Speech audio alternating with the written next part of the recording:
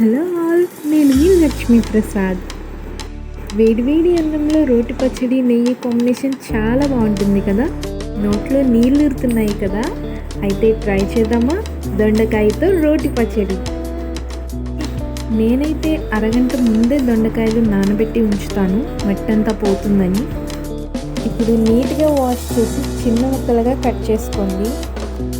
నా ఛానల్ని ఎవరైనా ఫస్ట్ టైం చూస్తున్నట్లయితే ప్లీజ్ లైక్, షేర్, సబ్స్క్రైబ్ చేసుకోండి. దొండకాయతో పాటు వాటికి సరిపడా మిర్చి క్వాంటిటీ కూడా తీసుకొని కట్ చేసి రెడీగా పెట్టుకోండి. ఇప్పుడు స్టవ్ వెలిగించి ప్యాన్ పెట్టుకొని ఆయిల్ వేసుకోండి. ఆయిల్ హీట్ అయిన తర్వాత పచ్చిమిర్చి, దొండకాయ ముక్కలు రెండు వేసేసుకోండి. రెండు విడివిడిగానే వేయించవచ్చు కదా అని చాలామందికి డౌట్ రావచ్చు. అలా చేస్తే గ్యాస్ ఎక్కువ అవుతుంది. నేనైతే ఇలానే చేస్తాను. ఇందులో సాల్ట్ వేసుకోండి.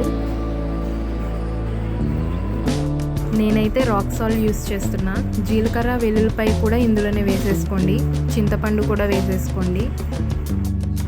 మంచిగా మిక్స్ చేసి కాసేపు మూత పెట్టి మగ్గనివ్వండి. దొండకాయ ఫ్రై అవడానికి ఎక్కువ టైమే తీసుకుంటుంది. సిమ్లో పెట్టుకోండి, మాడిపోకుండా ఉంటుంది.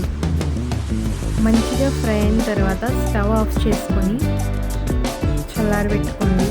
తర్వాత మిక్సీ జార్లోకి తీసుకొని మిక్సీ పట్టేసేయండి. ఇంకా మనం ఏమీ వేయాల్సిన అవసరం లేదు, అన్నీ ఫస్టే వేసేసాం. మరి ప్యూరీలాగా చేయకండి, కొంచెం కచ్చా పచ్చాగా ఉంటేనే దొండకాయ చట్నీ బాగుంటుంది.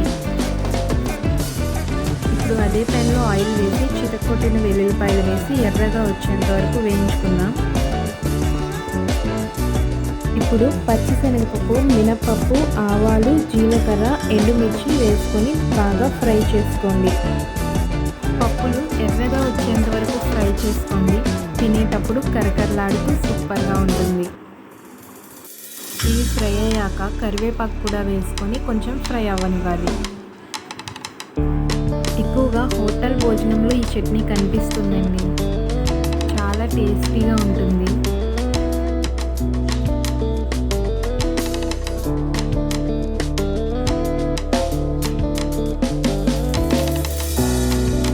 ఇది బాగా ఫ్రై అయిన తర్వాత స్టవ్ ఆఫ్ చేసేసుకోండి.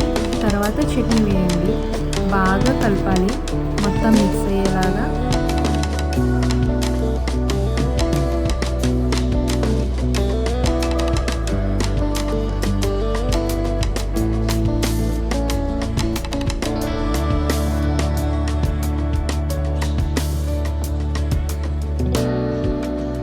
కలపడం అయిపోయాక గిన్నెలోకి తీసుకొని వేడివేడిగా నెయ్యితో సర్వ్ చేసుకొని తింటే సూపర్గా ఉంటుంది.